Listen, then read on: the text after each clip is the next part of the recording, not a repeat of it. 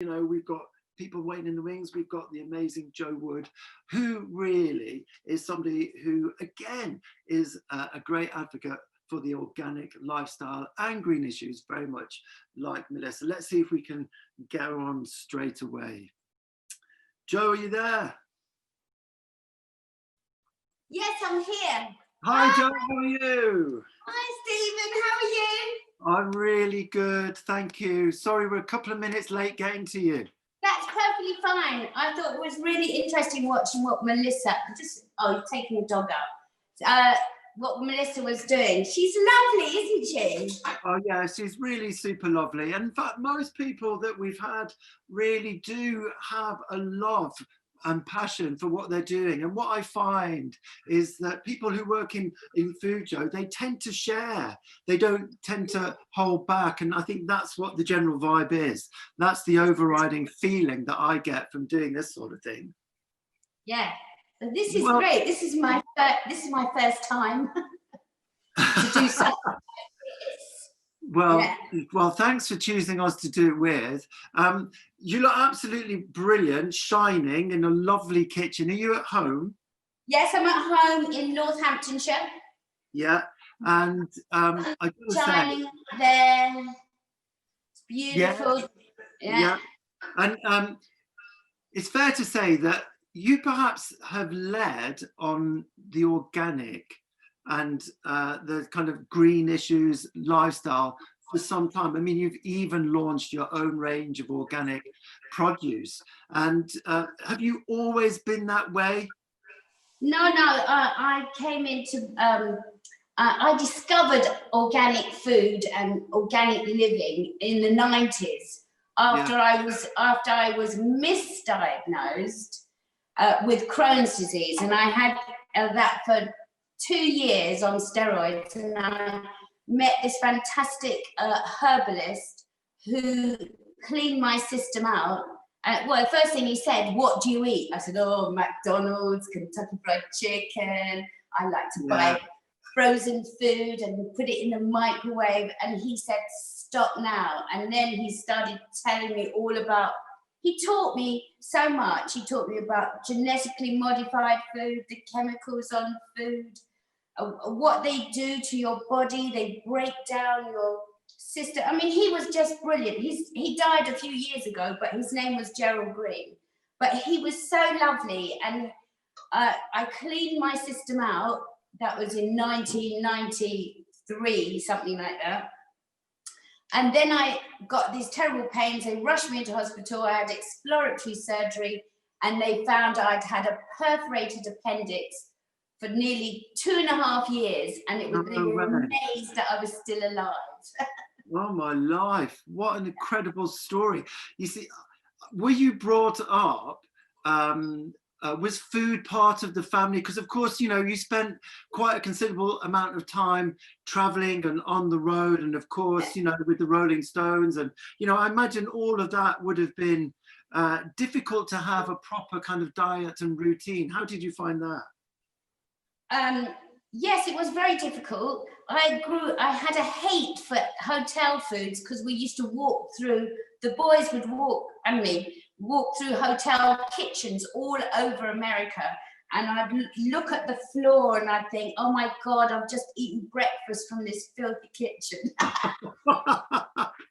So when I became organic, so when I really got into it, by 1989, not 1989, further down the line, in the 90s, I designed and had made a portable stove that I took everywhere with me. And it had 2 burners. You opened it up like that and had 3 drawers, dual voltage, so I could use it anywhere in the world. And I used to wheel it into the Four Seasons Hotel, and I used to say, oh, it's my husband's stereo. And then I used to just cook in the room, just make simple food I could use on 2 burners, you know. Brilliant. So that's such an amazing story. I love that. Did you have it covered in Marshall Amp branding just to sneak it through? Yeah, stickers all over it, you know, different stickers from gigs and bands and. Love it. I love it. What are you going to cook for us tonight, Jo? Well, I thought I'd do something nice and easy, something I've made for the kids for years, because once I had gone organic, they rebelled. My children rebelled against me. So I started making food that they were used to eating, but all organic. So I'm making a little more sophisticated, quick burger, chicken, an organic chicken, and turmeric burger. Oh, nice. Turmeric's very good, isn't it? It's very, very cleansing, anti-inflammatory. Do you know, I can't see you now. Oh, that's okay. I put you, because you're the star of the show, we've put you full screen. Oh, okay. Ta-da! There you go. All right, it's very quick, this recipe. So okay. I'm going to just put some onion. You can use a food processor or a blender. Yeah. We'll put 2 chicken breasts in here. I'm going to put a couple of cloves of garlic. Love a bit of garlic. And then I'm going to put that turmeric, bit of turmeric. You can use a powdered turmeric's fine. Then some ketchup, about 2 tablespoons. And then I'm going to use a bit of honey. It just binds it together. That doesn't surprise me, Jo, because you're a real advocate for the bees, aren't you? Yes. In fact, I've moved to the country recently in December. Yeah. And I am going to have bees later on in the year. You're going to keep your own hives? Yes, definitely. So I'm planting lots of flowers that the bees love. Great. And I'm just going to zap. Go for it.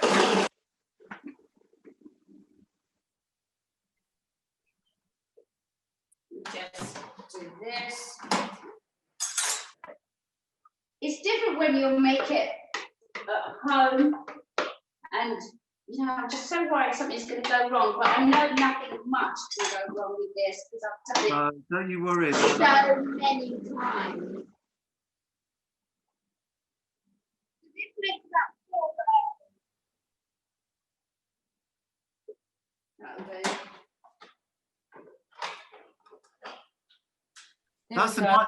That's a nice bit of kit, that, Jo. Right. Then what I'm going to do, let me just turn on the gas. Yep. Heat that up and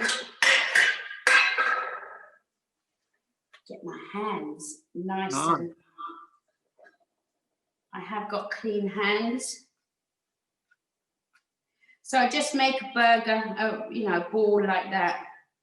Is that just in a little bit of flour there? Yeah, just a little bit of flour. 1. It's nice that you cited a little bit of tomato ketchup, because I think that's the one condiment that all chefs of every level always have in their kitchen. Yes. I love the Heinz organic one. Yeah. Put that there. Yeah, so my kids always have loved these. I think it's because it has a little bit of sweetness in it with the ketchup and the honey. But yeah, that's been a great favourite of theirs. And is it Ty that's with you at the moment? That's why you've got the dog and. Yes, I've been dog sitting for the last 2 days. Yeah.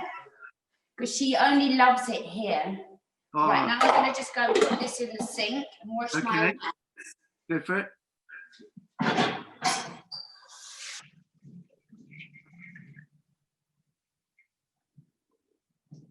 Yeah, so I've been looking after the dog whilst my son has been moving out these flats. So there you've got your burgers like this. Nice. And then we're just going to put them in the pan.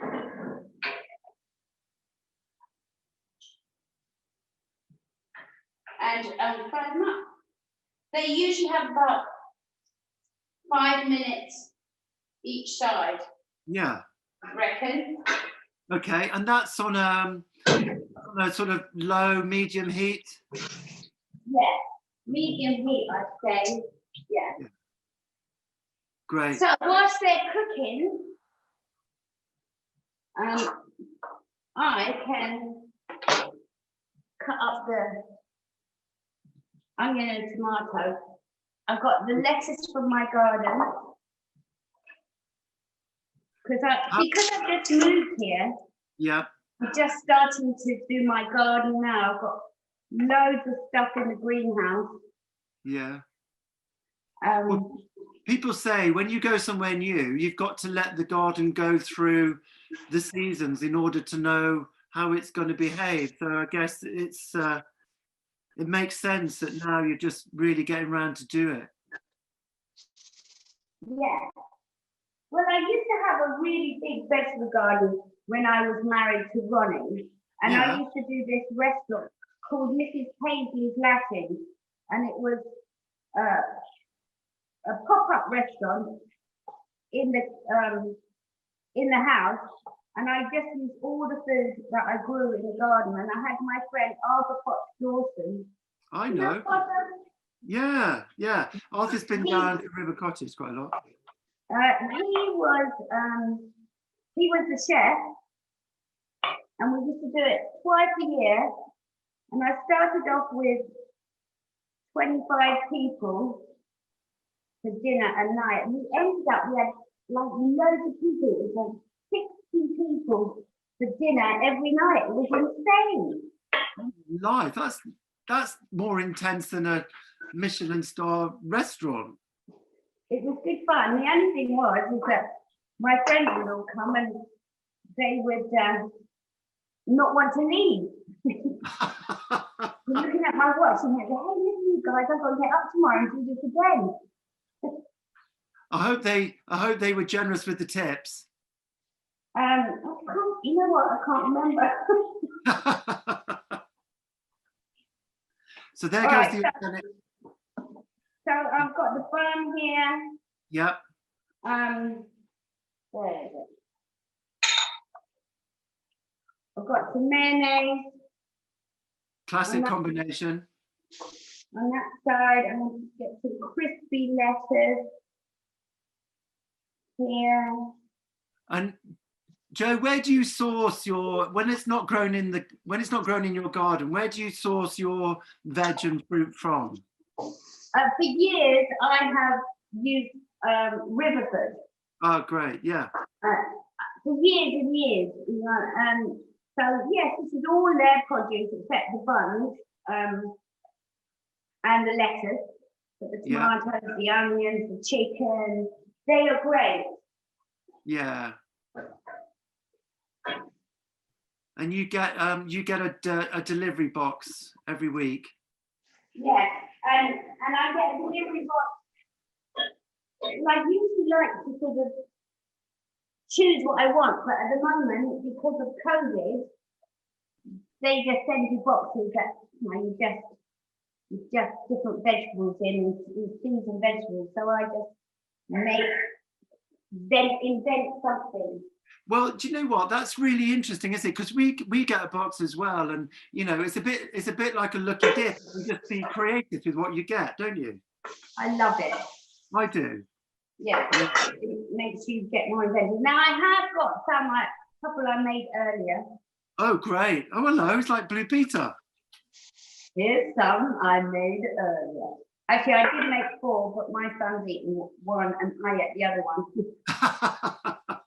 So we're going to just build this. Some fresh onion.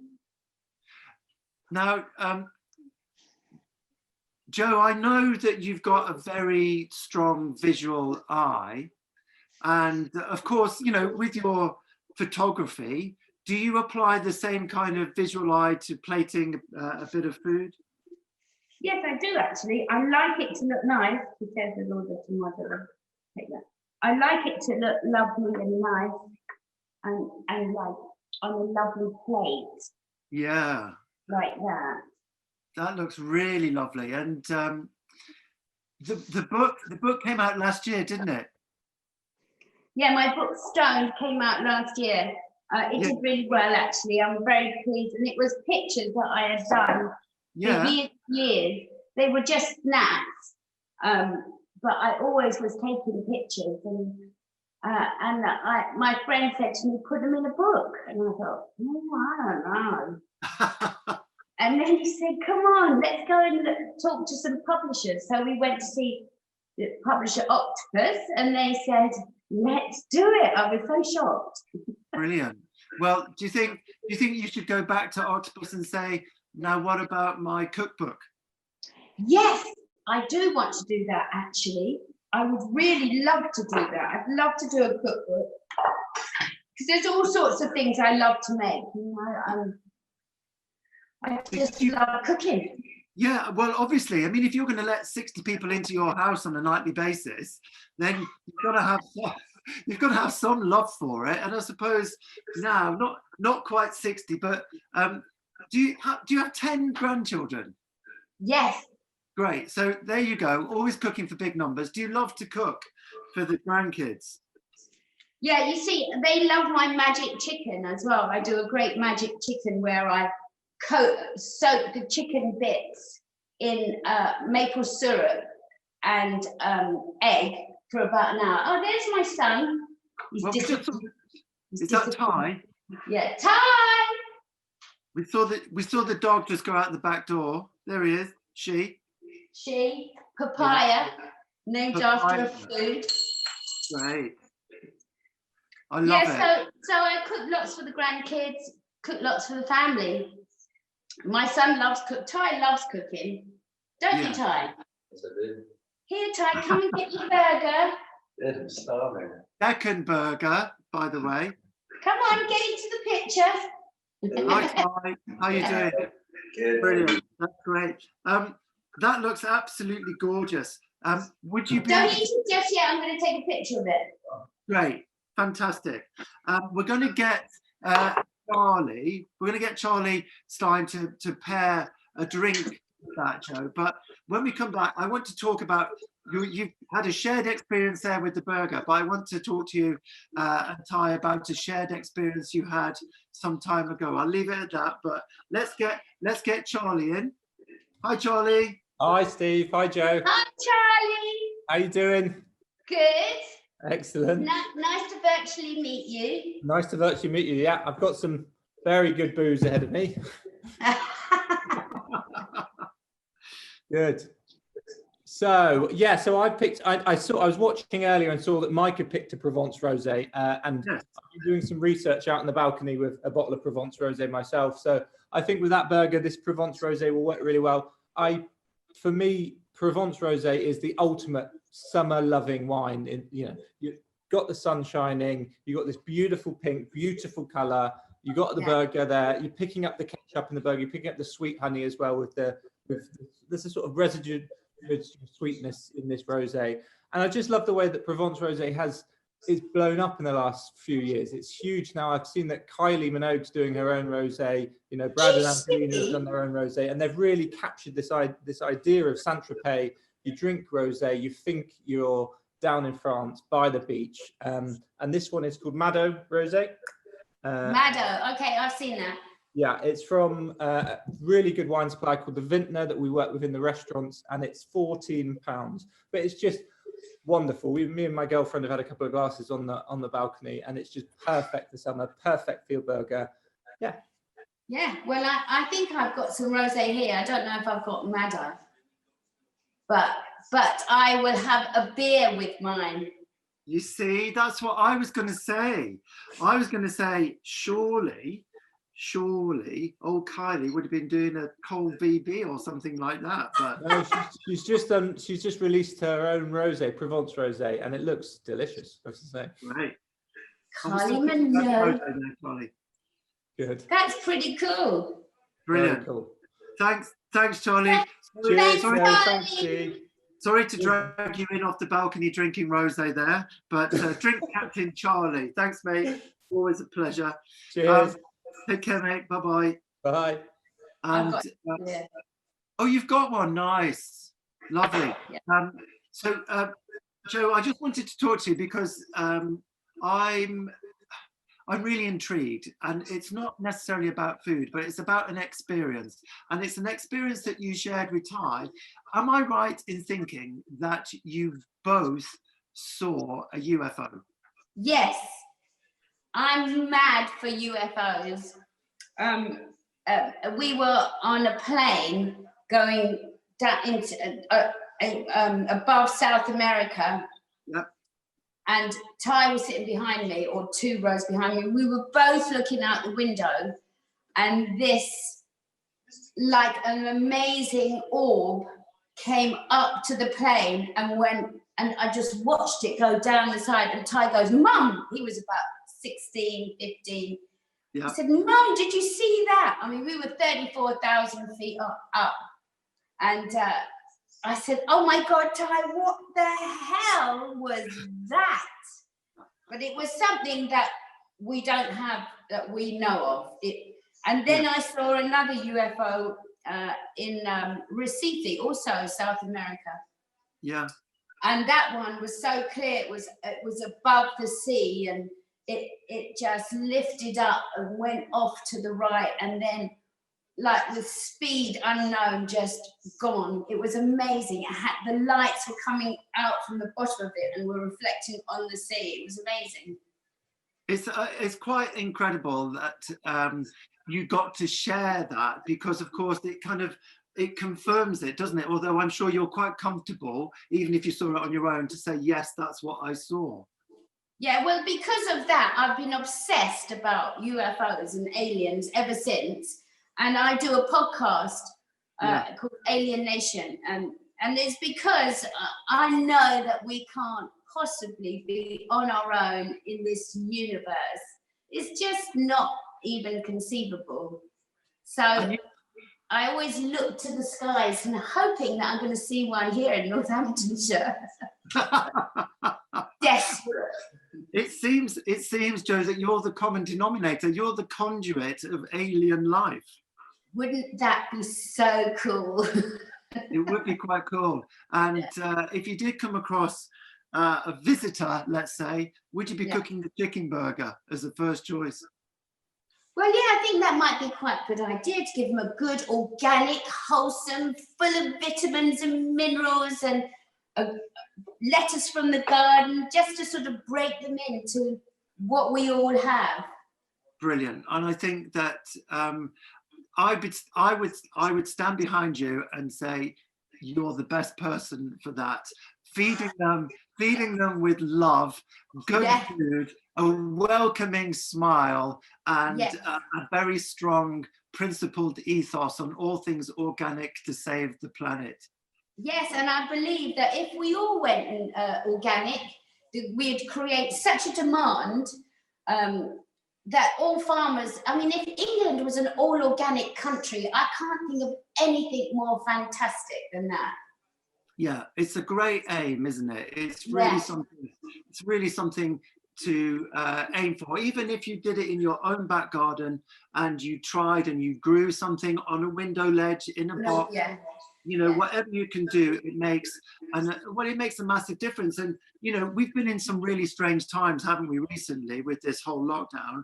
But I'm like you. I live in the countryside, just outside of Lyme Regis, in Dorset, and the amount of nature and really wonderful skies and bird song. I don't know whether I'm just noticing it again or whether it's actually more prominent, because I think it's always been there. It's just we've always been too busy to stop and listen and look. And I think this time, even though it's a horrible time, is also a blessing, because we're all stopping, slowing down, loving our gardens, having to cook because the restaurants are closed.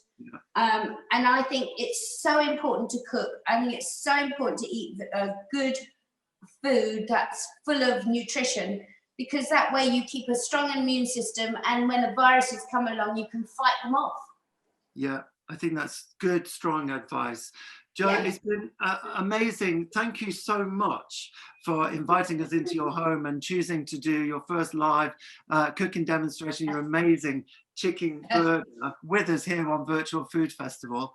And hopefully one day in person, it would be great to meet up and have a taste of that burger and a little beer as well.